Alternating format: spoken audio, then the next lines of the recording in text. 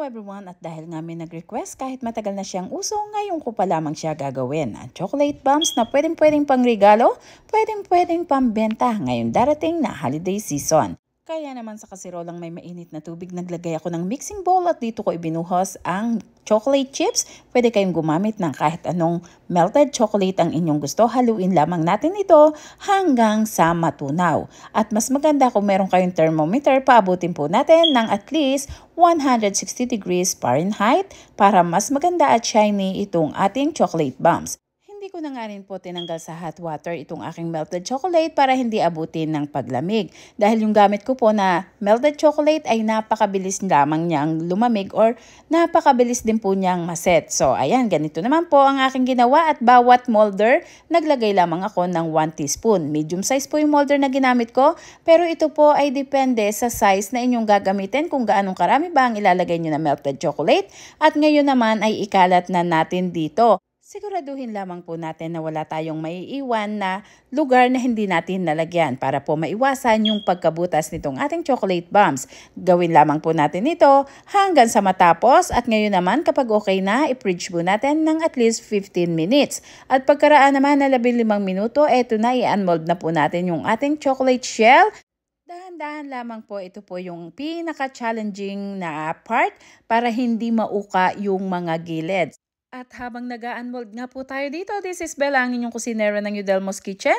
Maraming salamat po sa inyong walang sawang pagmamahal. Kayo po ang aking inspirasyon sa paggawa ng mga simpleng recipe, mga recipe na pwede nating pagkakitaan, pwedeng pagsaluhan ng buong pamilya, pambaon man sa eskwela, at pambaon din sa trabaho or kung saan man. Kaya naman, ngayon ay mag-init tayo ng kawali. Ilagay natin sandali yung ating chocolate shell para mapantay yung kanyang pinakabibig or yung pinakagilid. Lagyan natin ng chocolate powder at saka ng marshmallow. At ganun din naman ang gagawin natin sa kabilang side.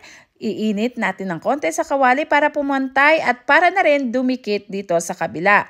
Ngayon naman ay ilagay po natin ito sa baking cups at pwede po natin itong lagyan ng mga decoration. Depende po sa inyong gusto. Ito po ay optional lamang. Ako po ay gumamit dito nung pang-paint sa cake. Silver color, pwede kayong gumamit ng kahit anong kulay na pang Pasko. At ito rin po ay pwede nating gamitin sa kahit anong okasyon dahil nga mag-holiday season, kaya ang pinili ko ay ang pang Christmas na decoration. Sa mga nakapanood po ng video ito, mag-comment lamang po kayo dito sa baba at nang kayo po ay ating manotice. At dahil nga po nalalapit na naman ang Kapaskuhan, tayo po ay pipili sa mga comment kung sino yung mabibiyayaan natin ng konti mula sa Udelmo's Kitchen. So ayan, ngayon naman ay naglagay muli ako ng white melted chocolate. Tinuna ko lamang po ito sa microwave 15 seconds hanggang sa matunaw. Paunti-unti lamang po yung timer at nang hindi masunog. At ngayon naman ay naglagay na rin po ako ng green na food coloring. Haluin lamang po nating mabuti. Gumamit na lamang po ako ng plastic ng yellow para mas mabilis yung ating gawaan dito. So ayan, ganoon, para-paraan lamang. At ngayon naman, yung plastic na ito ay kailangan nating gupitan sa pinakadulo. Ayan, sinaid ko na rin para hindi sayang. So ang paggupit po natin, kailangan maliit na maliit lamang yung butas para yung sasakto lang sa pag-decorate natin dito sa ating chocolate bombs. Ganitong simpleng decoration lamang po yung aking ginawa para kayang-kaya kahit ng bata. So ayan, at atin lamang po medyo bilisan ng kaunti para hindi abutin ng lamig yung ating chocolate. At ngayon naman, kapag okay na itong ating green, gumawa naman din tayo ng red. Para Christmas na Christmas yung dating. Pero syempre, naglagay muna ako ng konting sprinkles dito. Pili lamang po kayo ng kahit anong sprinkles ang inyong gusto. Pwede rin naman yung red and green na sprinkles. Pwede ring white. Depende kung saan kayo masaya. At ngayon naman ay gagawa ako ng red. Katulad nga ng sabi ko kanina. Haluin lamang po nating mabuti. At syempre, same process pa rin. Ilalagay natin ito sa plastic ng yelo at kung paano yung ginawa ko sa kulay green, ganun din po ang gagawin natin dito sa kulay red. Pwede rin po pala kayong gumamit dito ng colored sugar. Depende po kung ano ang gusto nyong design. Pwede. Kayo ay pre nyo pong magagawa iyon. So, ayan, at ngayon nga ay ituloy-tuloy lamang natin ito hanggang sa matapos. At habang atin niyang idine-decorate ito ay pwedeng-pwede nyo na rin pong sabayan na magpakulo kayo ng gatas. Kailangan magpakulo talaga para paglagay natin ng gatas ay magme-melt na yung ating chocolate.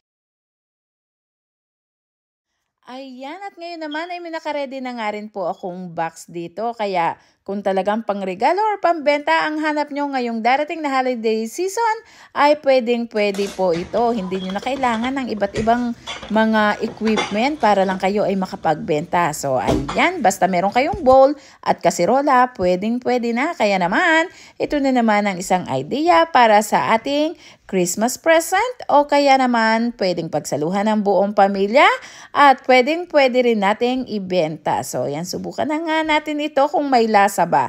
At meron na nga akong pinakulong gatas. Inilagay ko na po dito. Mainit na mainit yung gatas para madaling mag-melt yung chocolates. At syempre, ganito na siya ang kanyang kakalabasan. Naglagay po ako ng 2 para naman mas malasa dahil konting chocolate powder lamang yung aking ginamit at yung chocolate nga po pala na aking ginamit ay dark. Kaya naman, maraming salamat pong muli sa inyong lahat. Bye-bye! Mag-ingat po tayo!